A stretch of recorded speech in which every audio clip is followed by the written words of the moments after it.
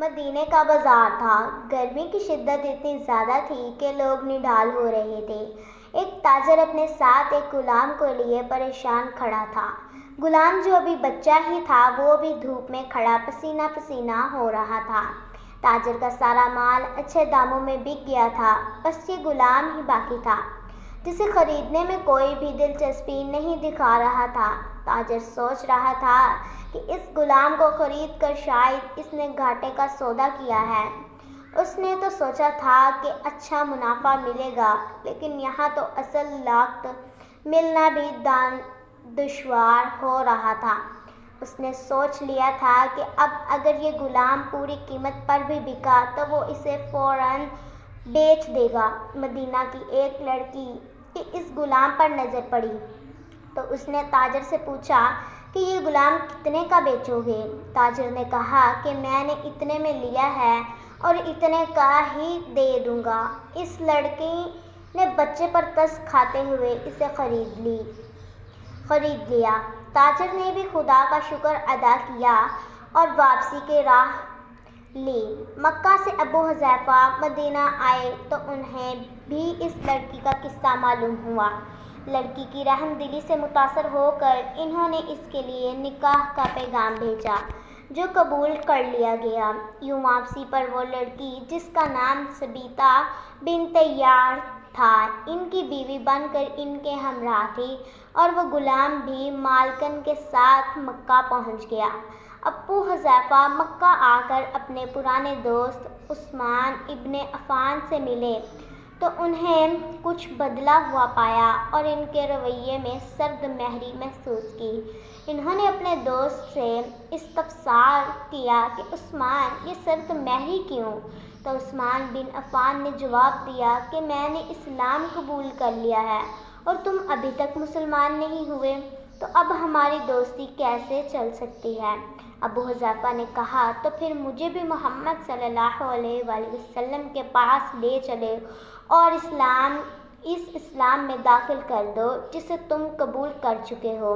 چنانچہ حضرت عثمان رضی اللہ تعالیٰ عنہ انہیں نبی کریم صلی اللہ علیہ وآلہ وسلم کی خدمت میں پیش کیا اور وہ کلمہ پڑھ کر دائرہ اسلام میں داخل ہو گئے۔ گھر آ کر انہوں نے اپنی بیوی اور غلام کو اپنے مسلمان ہونے کا بتایا تو ان دونوں نے بھی کلمہ پڑھ لیا۔ حضرت ابو حذیفہ رضی اللہ تعالیٰ عنہ نے اس غلام سے کہا کہ چونکہ تم بھی مسلمان ہو گئے ہو اس لیے میں اب تمہیں غلام نہیں رکھ سکتا، لہٰذا میری طرف سے اب تم آزاد ہو۔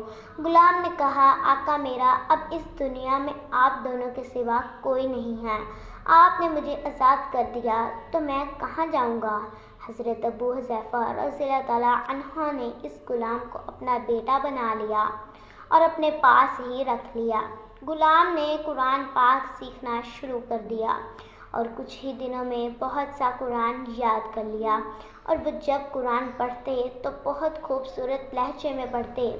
ہجرت کے وقت نبی کریم صلی اللہ علیہ وآلہ وسلم سے پہلے جن صحابہ نے مدینہ کی طرف ہجرت کی ان میں حضرت عمر رضی اللہ تعالیٰ عنہ کے ساتھ حضرت ابو حذیفہ رضی اللہ تعالیٰ عنہ اور ان کا یہ پالک بیٹا بھی تھا۔ مدینہ پہنچ کر جب نماز کے لیے امام مقرر کرنے کا وقت آیا تو اس کلام کی خوبصورت تلاوت اور سب سے زیادہ قرآن حفظ ہونے کی وجہ سے انہیں امام چن لیا گیا، اور ان کی امامت میں حضرت عمر رضی اللہ تعالیٰ عنہ جیسے جلیل القدر صحابی بھی نماز ادا کرتے تھے۔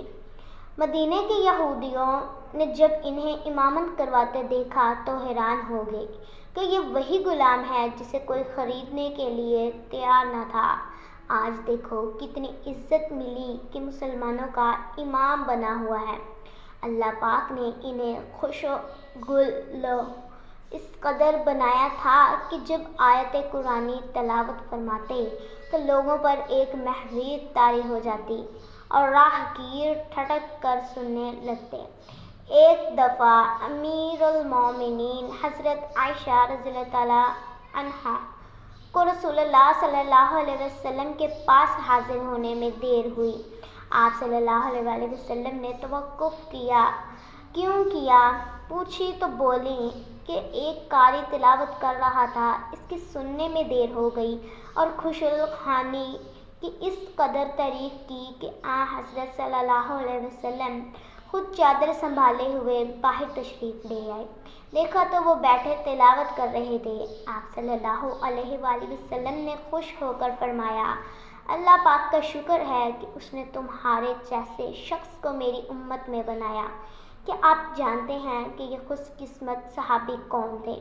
ان کا نام حضرت سالم رضی اللہ تعالیٰ عنہ تھا، جو سالم مولا ابو حذیفہ رضی اللہ تعالیٰ عنہ کے نام سے مشہور تھے۔ انہوں نے جنگ موتا میں جام شہادت نوش کیا۔ اللہ کی کروڑ رحمتیں ہوں ان پر، آمین ثم آمین۔